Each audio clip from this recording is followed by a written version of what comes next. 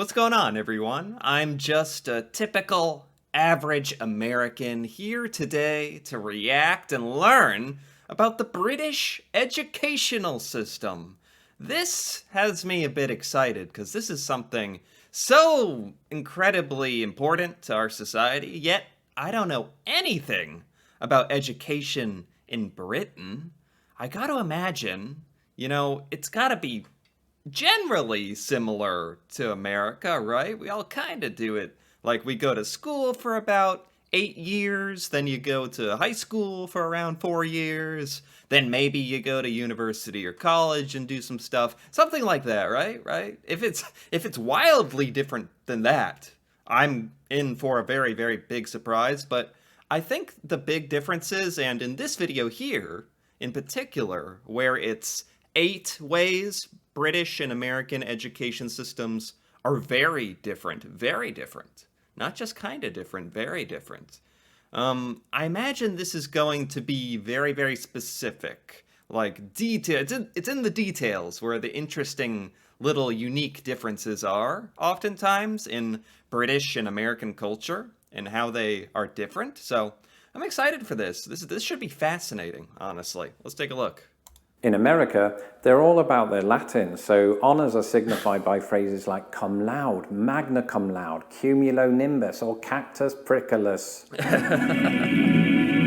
I never really understood the American obsession with Latin. A lot of English words are like rooted in Latin language, obviously, so it's important to understand that. But in like elementary schools that I went to and middle schools I went to in America, you could actually learn Latin, like the language, instead of something practical, a little more practical, like, I don't know, Spanish or French or German or something.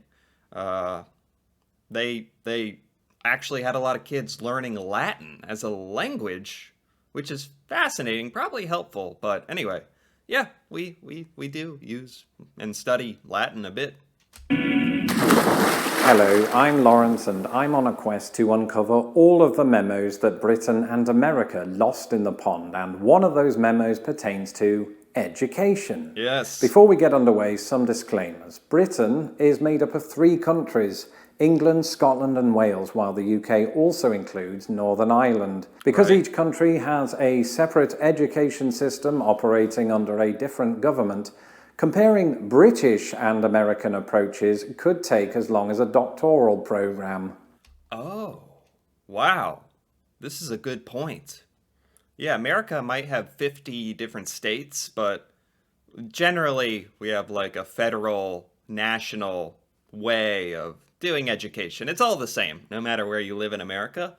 But in Britain, you could literally live in under a completely different educational system, depending on where you live. That's really interesting, actually. Therefore, when it comes to Britain, I'm going to focus on the country of my own schooling, England. Okay. For more details on the other countries, see my links in the description. Okay. Furthermore, some of the finer details of US education can vary by state, school district, and school. So for some things in today's video, there will be exceptions that prove the rule. Maybe. So to clarify, we're learning about the English educational system and how it compares to America. And by and far, education in America is the same between all states. It's like, I'm sure there's very, very, very, very tiny differences, like, gosh, what they serve for lunch, what kind of pizza they serve for lunch or something. Basically, there's going to be a part 2. Ahead of his election victory in 1997, former British Prime Minister Tony Blair summed up his political priorities with 3 words: education, education, education. The problem was, he didn't specify in what order. Schools in England date back to about the year 598.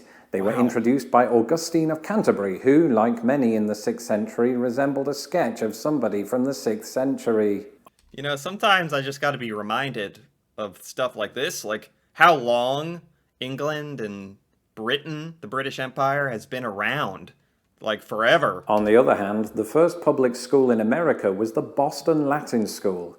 It was modeled after a grammar school in Boston, England, and among its notable alumni was Benjamin Franklin. Huh. History notes that he didn't actually graduate and quit the school at the age of 10, and he didn't even have a Nintendo Switch. Fast forward to 20. Okay, so this is like the history of education. Honestly, it's not too long till we get to the differences. Okay. History is important. 2020, and today's kids haven't got a clue where the word fast forward comes from. But also, those kids, like us before them, are cogs in an educational machine that has been worked and refined for hundreds of years. Except on either side of the pond, that machine is a different make and model. In fact, English and American education is very different. As Really? somebody who was schooled the English way but married an American teacher, I'm going to take a look at those differences. Wow, I really would not have thought that English and American education was all that different. But at the same time, I guess I'm not that surprised. I'm just so curious what it is. Uniforms. Oh my gosh, uniforms. That's a good one. That's a good one. Before we look at the education life cycle, let's talk about one of the most striking visual differences between English and American schools. Yeah. Uniforms. Yeah. In the United States, most schools don't require one. Brits like me know this because we've seen Saved by the Bell, but that doesn't give us the whole picture. Yeah, I guess a lot of British individuals have seen like American media, movies and TV shows, and no. Like Americans would just go crazy with the uniforms. A lot of Americans that are in public school where there's no uniforms get very worked up and angry over dress codes, like very loose dress codes that just have very basic, like, oh, you can't wear a shirt with like a swear word on it or something, and other things like that. Other times they do have policies against like dyeing your hair certain colors or wearing pants that are certain length and stuff like that, and that can vary a bit. But yeah, Americans are very used to no uniforms, and uniforms, that's a good one. I'm not exactly sure, but in Britain, does every school require uniforms? Like basically every school? Is that correct? American schools do enforce a dress code. This varies by school, but in general, you might see kids wearing things like khakis and polo shirts. You know, basically anything worn by 55-year-old professionals called Scott. I mean, most American schools, you're not wearing even khakis and a polo shirt. You're wearing jeans or sweatpants and t-shirts with your favorite band on it. Like, it's not even nearly as serious as this. There's typically no requirement that these clothes have to match from student to student. And while some private schools do require uniforms, this is the exception that proves the rule. In England, everything's flipped, and I'm not just talking about the roads. 90% of English schools require pupils to wear identical uniforms. Wow. Think Hogwarts without all the fun stuff. And what I do I do think of Hogwarts. I do. That's like one of the most British things that was introduced into American pop culture. Harry Potter and the uniforms. Americans just thought that was a Harry Potter thing. Like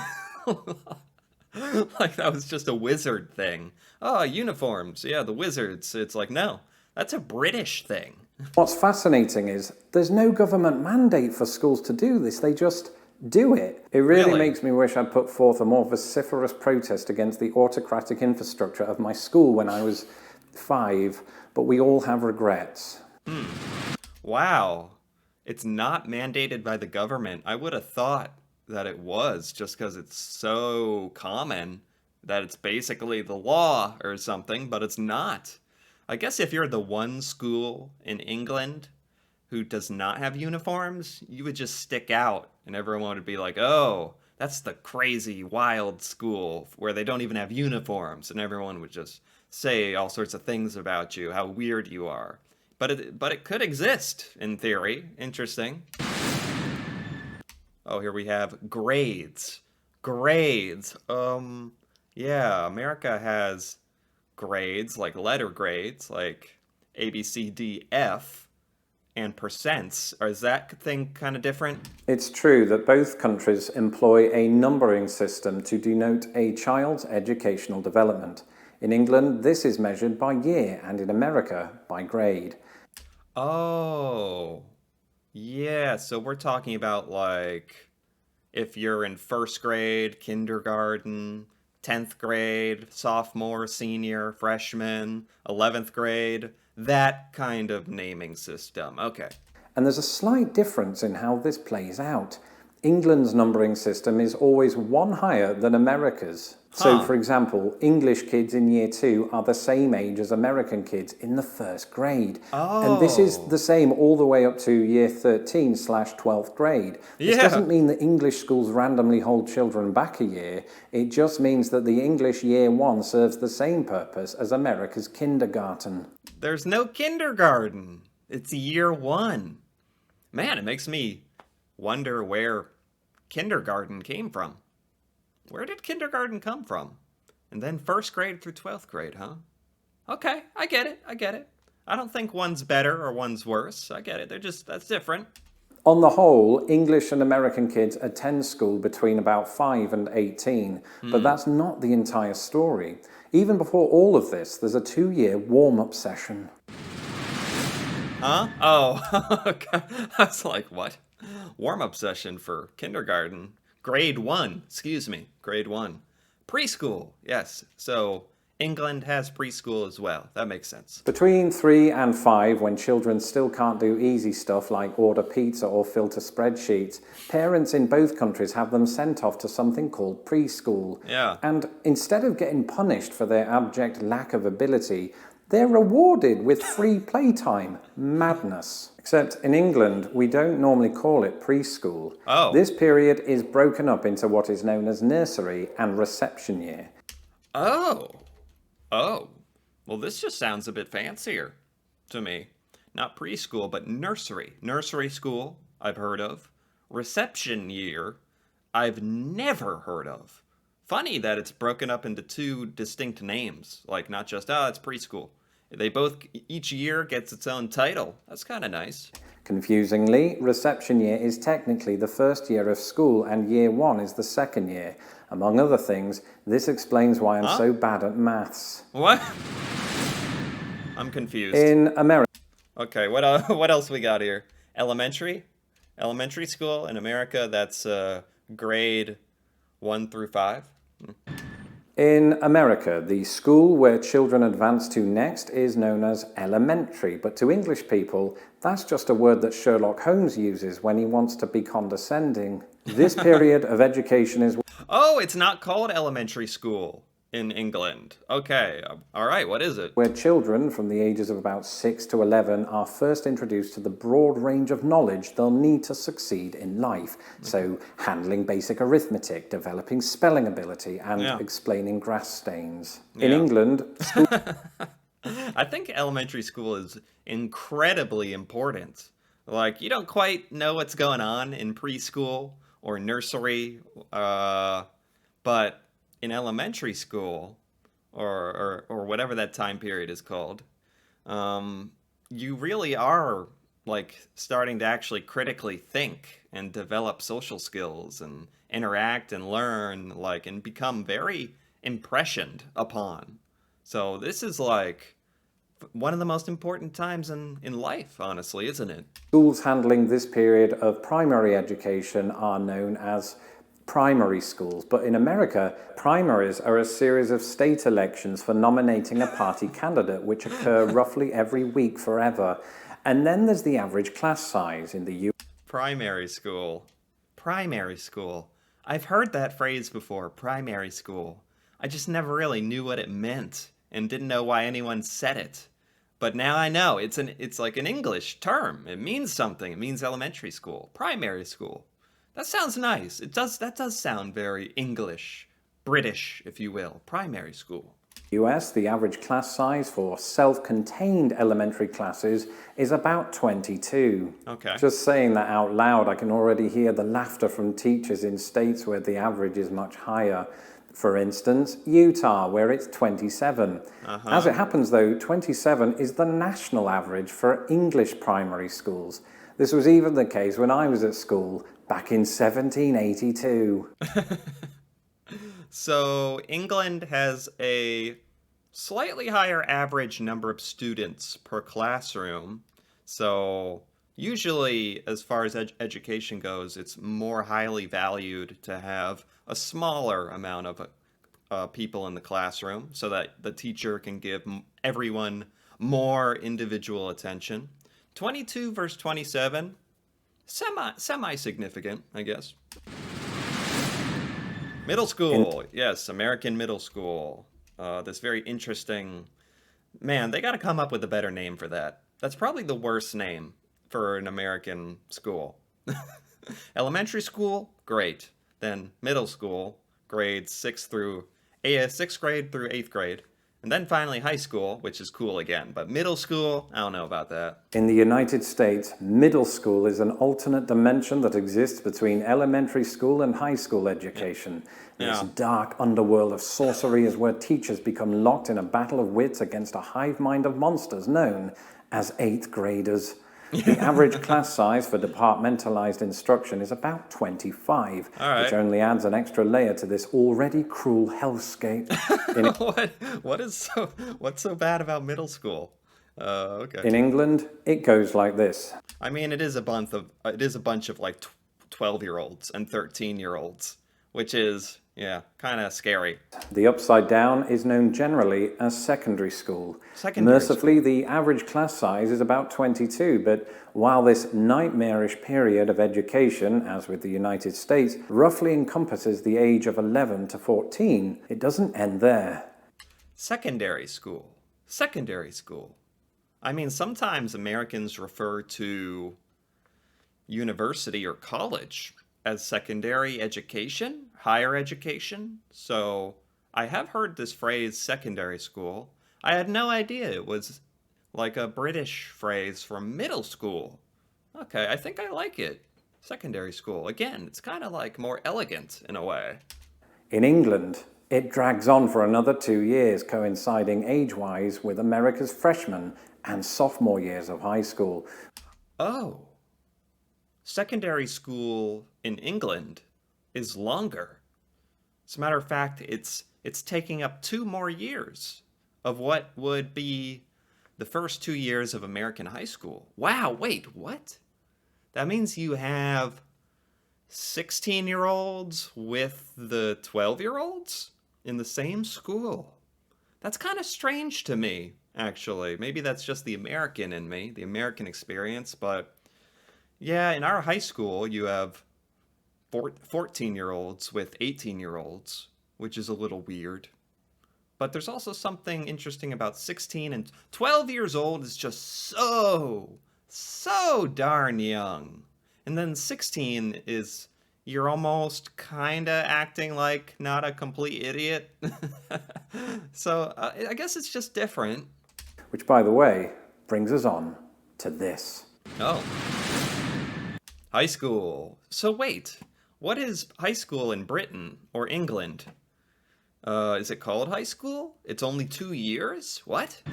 Ah yes, high school. In the United States, this is a period of education from the ages of about 14 to 18. Yeah. After freshman and sophomore year comes grade 11 or junior year and grade 12, senior year. Yeah. This is typically when the students begin their development into humans, but it's also when most students take their SATs, a series of tests to determine readiness for college. Yeah, SATs, you take them in high school near the end. Basically determines an enormous part of the rest of your life. It's kind of stressful. Yeah. These are not to be confused with the English SATs or SATs, which are assessments taken by 7 and 11-year-olds. In England, it is a similar process, but by a different name. And before keyboard warriors like Uncle Toby start writing in all caps that we have high schools in the UK, I know we do. But to keep things simple, that same period of schooling is typically structured like this. Okay. Age-wise, the last 2 years of secondary school are to England what freshman and sophomore years are to America. Okay. This is when pupils across the country take GCSE tests in all their subjects to determine suitability for further qualifications. Well, I'm just really curious, if there are high schools in England, and there are, from what I can tell, the people going to those schools, are those just 17 and 18-year-old students? Grade 11 and 12? Or would it be grade 12 and 13? Or are there more? Like 4 years worth? I'm a little confused. Meanwhile, the English age equivalents of junior and senior year take place in what is known as sixth form or college. This is the point in education where we Wait, what? Wait, what? What? place in what is known. What? Meanwhile, the English age equivalents of junior and senior year take place in what is known as sixth form or college. You call it college? Or sig form? You call... My brain is getting fried. Okay. Because that's not at all what college is in America. Okay. This is the point in education where we stop wearing uniforms and start dressing like John Travolta. It's also where we study 2 or 3 chosen specialized subjects as part of our A-levels. For me, this was... Wait, what? Wait, this is great. And it's also funny that they start allowing you to not have to dress in uniforms. Like, you're officially preparing for the outside world. You're officially given enough responsibility where you can dress how you want at that point. That's very interesting. And even more interesting to me is getting to pick out 3 different topics or subjects of study that you're interested in. That's fantastic. I love that. Okay. was English, history, and theatre studies because that was part of our A-levels. For me, A-levels. I've heard that word. A-levels. I didn't know what that was. this was English, history, and theatre studies because that's how you become a YouTube sensation. The results of these tests determine your suitability for university. They're often compared to America's advanced placement exams. Oh, these are exams? Do you get to choose them? Do you get to choose your own A-levels? As part of our A-levels. So education where we stop wearing uniforms and start dressing like John Travolta. It's also where we study 2 or 3 chosen specialized subjects as part... Oh, you do choose them, specialized subjects, and then you take exams on them? And that impacts your university application? Is that about right? The university. They're often compared to America's advanced placement exams. But while both help to determine a student's path in higher education, they're not entirely the same thing. That being said, higher education does come with its own differences. Okay. Wow, higher education. This video is really covering it all. All right. In the US, college means something entirely different. It's the general catch-all term for an institution of higher education. Yeah. In England, this is referred I mean, I would use college and university almost interchangeably. Like there's no difference. Not really. to as university or uni because University or uni. of higher education. In England, this is referred to as university or uni because Right. everything devolves into slang at some point. Of course, specific institutions in both countries play hard and fast with this rule. See, for example, Harvard University and Imperial College, London. For American students, a bog-standard bachelor's degree takes 4 years to complete, while in England, unless I, somehow skipped a year, which is entirely plausible in hindsight, a bachelor's degree typically lasts 3 years. What? Wait, why? What? Now I'm just jealous. Why? And I do feel like, here's the thing, you know why this makes me upset? I do feel like they could condense the American 4-year degree. They could condense it into 3 years. Some of that stuff is just dragged out for no reason. They make you study general stuff that you've already learned before, just so you have to pay more money and stay an extra year. I think 3 years for a degree makes much better sense. Upon completion, students in both countries can graduate with honours. The difference, though, is how this is printed on a degree transcript. In England, Bachelor of Arts, or BA, might be followed by the word honours or ons, because see previous comment about slang. In America, they're all about their Latin, so honours are signified by phrases like cum laude, magna cum laude, cumulonimbus, or cactus priculus. Yeah. I mean, if you're a cum laude or magna cum laude, that's like very impressive in America. That means you were like top of your class. Very good achievement. Like Terminology. Okay, we got terminology. There's been quite a few terms in this video already. Are there more? Like any good teacher, I've left the best bit until the end of class. It wouldn't be America and England if they weren't separated by a common language. So let's take a rapid-fire look at the differences in educational terminology. As we've already seen, you've got grade versus year, but you've also got semester versus term. Oh, term. Yeah, term. I've heard of term. Very British. While America has its students, England has its pupils. Pupils. It's like every UK or British or English term that I learn related to education, I immediately just think, oh, that just sounds fancier. That just sounds like kind of nicer, more proper. I don't know why. I guess that's just, it kind of makes sense because that's not what we say in America. So whenever someone uses that word, it's like strange and like, oh, are you trying to be like fancy, extra special with pupil? I'm your pupil? Whether or not they attend elementary school or primary school, high school or college or uni, there's a good chance they'll have to study math or maths. And in England, we don't take tests, we take exams. In England, a rubber erases a mistake. In America, it prevents one. A rubber is really an eraser? Oh, wow. And speaking of words that have different meanings, let's finish today's class and/or module by talking about two words that perennially cause confusion. Public school. In the United States, a public school is one that is publicly funded and free for students to attend. Yeah, that's like the vast majority of people are going to public school, and then rarely there are private schools where your parents can pay enormous sums of money for you to go to private school. And oftentimes they have uniforms at private schools and everything is just a bit more strict and proper and smaller class sizes, and it just costs money. In 2016, more than 70% of students were publicly educated in the US as opposed to privately educated. In England, I'm surprised it's that low. I would have thought like 90% are publicly educated in America. a public school is something different. In the late 1800s, the term public was used in the sense of these schools being open to pupils of any locality, denomination, or paternal trade. Basically, anyone whose parents could afford it. So an English public school is a private school. A publicly funded school, on the other hand, is called a state school, which has nothing to do with state universities in America. It's all confusing, and I've lost my... That is confusing.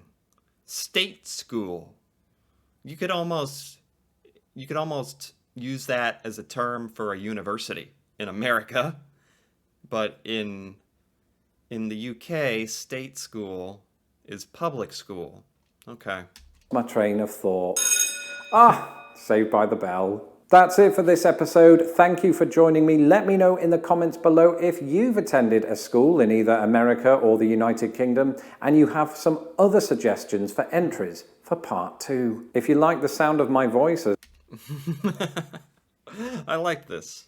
I do enjoy this channel a lot. This is by Lost in the Pond, and I like this video. I gotta give it a like. He is so funny and very, very informative. This was actually a great video, to be honest.